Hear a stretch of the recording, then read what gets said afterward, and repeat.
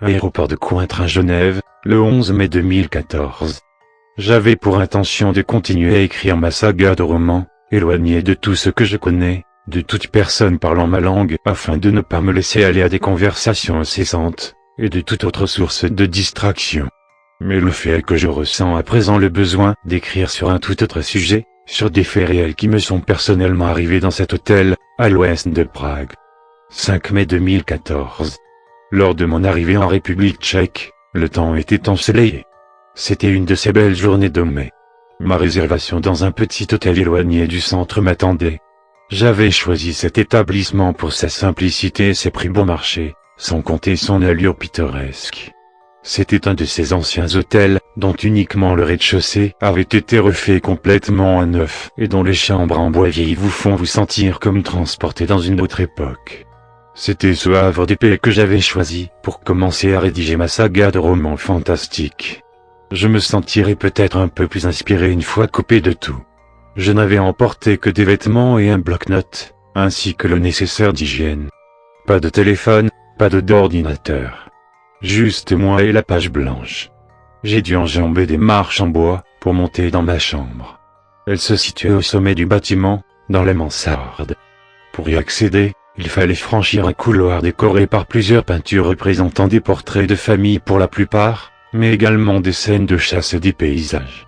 Cet étroit passage était bondé d'images en tout genre, n'ayant aucun rapport les unes avec les autres, des images semblant dater d'il y a longtemps pour certaines. Le grenier était divisé en 4 pièces, 2 chambres, une salle de bain et des toilettes. Une des chambres m'était attribuée, l'autre ne contenait personne d'après la réceptionniste. Le couloir était froid, comme si aucune isolation n'avait été posée. Pas étonnant d'un côté, ce bâtiment était d'une autre époque, construit avant le début du 3e millénaire. J'ai examiné les pièces communes avant d'entrer dans la mansarde. Le lit, situé sur la gauche de l'entrée, se parait d'un simple duvet et d'un oreiller sciant. Une commode gisait à l'opposé de la pièce, au pied d'un tableau représentant une scène de chasse. 3 chiens couraient après un lièvre dans un décor forestier. La seule fenêtre disponible était un vasistas encastré dans la pente du toit, qui éclairait le pied du plumard. J'ai installé mes vêtements dans la commode et sorti le bloc-notes que j'ai également posé sur le meuble avec ma plume et quelques stylos. J'ai vagabondé dans le quartier jusqu'à l'heure du dîner. J'ai ensuite pu me régaler de ce que les Tchèques appellent un svikova, une sorte de rôti à la sauce et à la confiture. Cette escapade de la culture suisse me plaisait bien, et je me suis dit que ce séjour ne pouvait être que bénéfique pour quelqu'un comme moi. Plus tard dans la soirée, j'ai décidé d'aller me coucher. Installé sous les draps, le sommeil me gagnait peu à peu. Cependant, quelque chose me dérangeait. Pas la lumière, elle était éteinte et la lune retranchait derrière les nuages. Ce n'était pas non plus la température, j'avais augmenté le niveau du chauffage en arrivant. Le lit était étrangement confortable pourtant et ne me faisait pas mal au dos. Je l'ai même trouvé plus qu'excellent vu l'état du reste de la pièce. Non, ce qui m'empêchait de fermer l'œil ressemblait à une vibration dont le ton changeait constamment, comme un bourdonnement qui montait et descendait en permanence. 6 mai 2014. J'ai questionné la gérante, qui m'a affirmé que je n'avais aucun voisin direct qui aurait pu regarder la télévision tard le soir. Tous les autres clients avaient des chambres dans les étages inférieurs. Pour moi, c'était différent car j'avais demandé à ce qu'on m'octroie le strict minimum, à savoir une chambre avec lit ainsi que des toilettes et une salle de bain commune avec d'autres pensionnaires. Aussi, on m'a placé dans le grenier de l'hôtel, là où seuls les rats dorment normalement. Je lui ai parlé des bruits. Elle a secoué la tête, en affirmant que c'était impossible et que personne ne pouvait squatter une chambre condamnée depuis longtemps. Lorsque je lui ai demandé la raison de cette condamnation, elle m'a répondu que la pièce n'était pas isolée thermiquement et qu'il était donc impossible d'y loger quelqu'un. De son anglais archaïque, elle a déclaré: « Personne n'a jamais vécu dans cette pièce, la clé a disparu avant que l'on achète le bâtiment et nous n'avons pas les moyens de la restaurer. » J'ai été surpris par le manque d'intérêt de Madame Anna, la gérante, pour cette pièce qui pouvait représenter, une fois restaurée, un client supplémentaire, voire 2 pour une chambre double. Peut-être que cet endroit n'avait pas tant de succès auprès des touristes que ça. Cette vibration a persisté toute la nuit, du moins jusqu'à ce que je m'endorme. J'ai trouvé une pharmacie qui m'a prescrit un relaxant qui allait m'aider à dormir mieux et plus facilement et je ne me suis pas fait prier pour en prendre dès que j'ai entendu ce son venir de l'autre chambre. Je ne voulais pas souffrir du manque de sommeil comme le reste de l'année. J'étais venu ici pour me reposer et oublier mes tracas quotidiens. Je n'ai pas encore écrit une ligne de mon livre. 7 mai 2014. J'ai ouvert mon carnet ce matin, pensant avoir trouvé l'inspiration. Pourtant, après quelques lignes, je me suis arrêté pour me rendre compte que ce que j'écrivais ne me plaisait vraiment pas. J'ai arraché les pages et les ai jetées. Le carnet est resté ouvert sur la commode, ma plume dessus, vide. Je me suis baladé sur le Carl Most aujourd'hui. C'était vraiment beau de voir les différents artistes sur ce pont mythique chanter, peindre, jongler. Ils étaient comme moi, ils vivaient de leur passion. J'ai souri cet après-midi. J'aurais pu passer toute la soirée là-bas, si mon corps pouvait le supporter. Malheureusement pour moi, je sentais la fatigue sur mes épaules. Aussi, après avoir mangé quelque chose, je suis retourné dans ma chambre. J'ai regardé une dernière fois mon cahier avant de me coucher. Cette page blanche m'angoissait. J'ai plongé ma suite de luxe dans le noir, et me suis couché. Un toc timide s'est fait entendre de l'autre côté du mur. Je n'ai pas réagi, pensant qu'il s'agissait d'un grincement dû à un client qui empruntait le vieil escalier de l'hôtel. Puis de battements se sont suivis à travers le mur. J'ai doucement ouvert les yeux et je suis resté silencieux. En me concentrant un peu plus, j'ai finalement pu distinguer le bruit.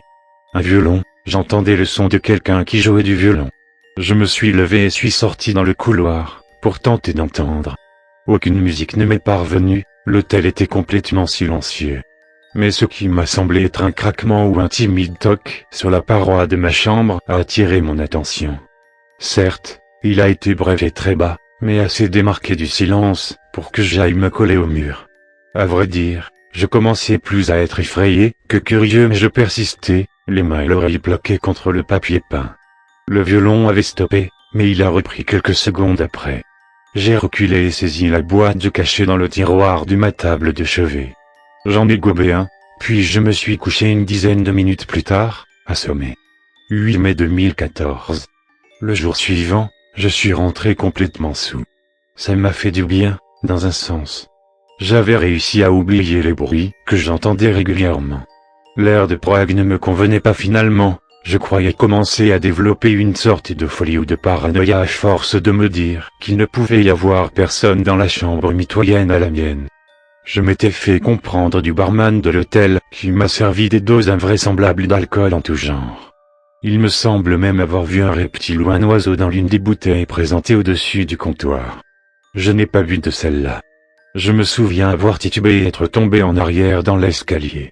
Ma tête a brisé le plâtre du mur au pied des marches.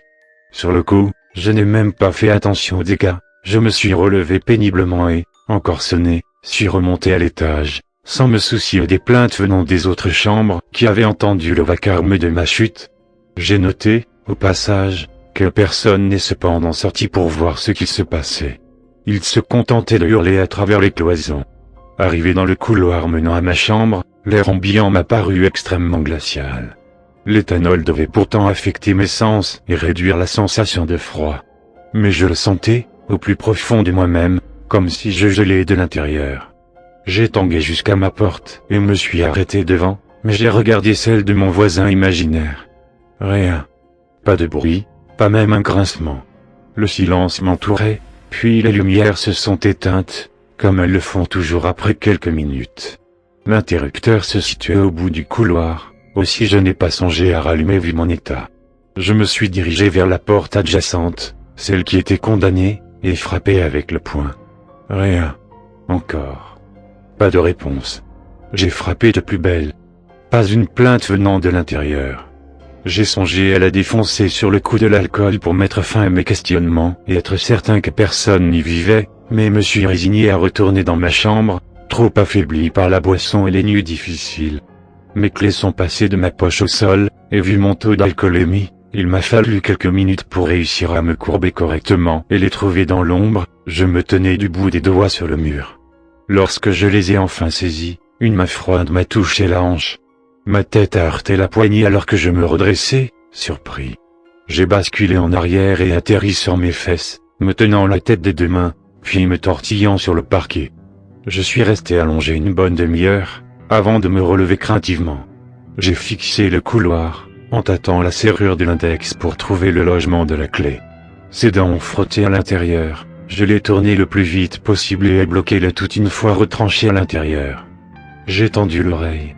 Rien, à part un son presque inaudible de violon que l'on accorde avant de jouer. Mes poils se sont hérissés mais la fatigue m'a fait baisser les paupières malgré tout. Et, alors que Morphée allait m'emporter, quelqu'un ou quelque chose a été lancé contre le mur commun à ma chambre. J'ai pu sentir l'impact d'un corps ou d'un objet imposant sur le crépi. La totalité de la pièce a tremblé d'effroi et je me suis redressé sur mon lit, parfaitement lucide cette fois.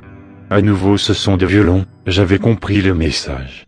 J'allais l'écouter jouer, puisque c'était ce qu'elle voulait.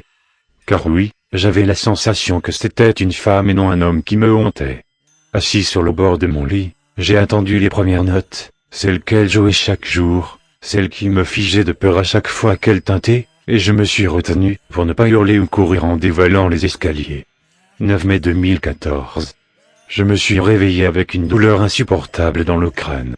Apparemment, j'avais encore bu dans la chambre avant de dormir. Il y avait plusieurs cadavres de bière sur le sol. Ou alors j'avais simplement mis un coup de pied dedans, je n'en ai pas de souvenir. Je suis tombé du lit à mon réveil, et ma tête n'a fait que descendre de le rire encore plus. J'ai amoncelé les bouteilles à côté de la commode afin de ne pas rentrer dedans trop souvent quand je me déplaçais. La plupart tombaient à nouveau lorsque je les ramassais. Avec un linge de bain, j'ai pompé le reste de liquide collant qui avait dégluti des boutanches et les plaqué contre le radiateur. Lorsque je me suis tourné vers la commode, mon cœur a failli s'arrêter. 2 phrases rédigées en anglais, dont les caractères se paraient de courbes de traits fins et élégants, ornaient à présent la première page de mon carnet. Tu m'as écouté jouer, est-ce que tu m'aimes bien? La ligne qui suivait le texte devait certainement servir d'espace pour ma réponse. Mon stylo pointait en direction de celle-ci sur la table. Je n'ai pas voulu répondre. J'ai détourné le regard et me suis écroulé sur mon lit, la face en avant. La douleur était encore vive et mon esprit était fatigué. Fatigué de ces phénomènes sans explication, fatigué d'être hanté par je ne sais quelle morte, fatigué d'avoir sans cesse peur. Agrippé à la table de chevet, j'ai ouvert le tiroir et attrapé ma boîte de cachet. 3 aujourd'hui, 1 pour la douleur, et 2 pour oublier. Ou plutôt, en espérant oublier. Je me suis rendormi sur le coup, comme pour échapper à tout ce qui m'arrivait, shooté. Et encore à moitié sous. 2 heures plus tard, je me suis à nouveau éveillé. Il faisait froid dans la chambre, et pour cause, la fenêtre était grande ouverte alors que je l'avais fermée la nuit précédente. Cambré sur le matelas, les fesses en l'air et la tête rentrée entre les épaules, je me suis quelque peu étiré avant de remarquer que quelque chose dépassait dessous mon oreiller. C'était la note que j'avais vue un peu plus tôt, on l'avait déchirée du bloc au niveau des picots. De nouvelles lignes y avaient été inscrites. « Est-ce que tu es effrayé?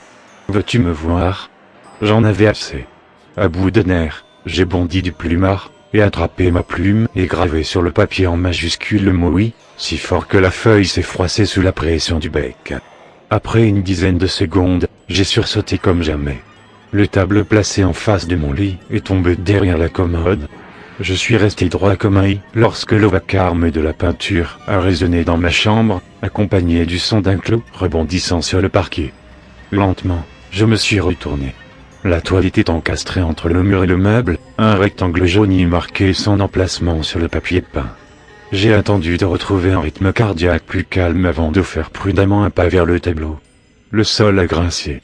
J'ai continué à avancer lentement, retenant mon souffle alors que la toile se situait de plus en plus près. Finalement, je me suis retrouvé sur la droite de la commode. J'ai fait glisser le tableau pour le débloquer et l'ai pris à 2 mains. Cette scène de chasse avait l'air tout à fait normale, aucune femme et aucun homme représentés, uniquement des chiens poursuivant un lièvre. J'ai lancé le tableau sur le lit et me suis pris la tête entre les mains, les yeux clos. Ma tête n'en pouvait plus. Que se passait-il avec moi dans ce maudit hôtel? J'ai tourné et tourné dans la pièce, expirant gravement, sentant mon cœur accélérer et ralentir. Et c'est lorsque j'ai ouvert les yeux que j'ai pu apercevoir, là, dans le coin intérieur du tableau, coincé entre la toile et le cadre, prise en tenaille par le tissu et le bois, une image en noir et blanc. une photographie. Cachée derrière cette peinture grotesque. J'ai relâché la pression que j'ai exercée sur mon crâne et étendu la main vers le cliché. Il a doucement glissé, frottant sur le tissurage de la peinture. L'air se refroidit davantage.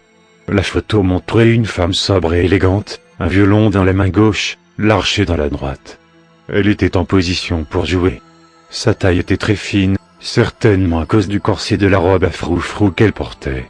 Ses cheveux étaient relevés et pris dans un ruban. Elle semblait livide. Ma peur a laissé place à de la tristesse en la voyant. Elle avait l'air si innocente. Et elle me fixait de ses yeux sans expression alors que je l'observais sans me dire. Je me suis résigné à croire qu'elle ne me voulait aucun mal finalement. Mes mains tremblaient. C'est vous sur la photo, n'est-ce pas? Ai-je demandé avec un rire nerveux. Pas de réponse. C'est vous qui me torturez comme ça depuis le début. Toujours rien, mais le froid avait pris complètement possession de la pièce. De la buée se formait lorsque je bégayais. Pourtant, la température extérieure devait approcher les 15 degrés Celsius. Je l'ai à nouveau regardé. Si vide d'émotion, mais ses yeux semblaient mélancoliques. Vous jouiez du violon? Avant. La porte s'est ouverte. C'était la gérante. Elle s'est avancée vers moi, et en voyant le bazar qui jonchait le parquet et le tableau décroché, elle a déclaré d'une voix stricte. Les clients se sont plaints à plusieurs reprises de votre comportement d'ivrogne et du vacarme nocturne que vous avez causé.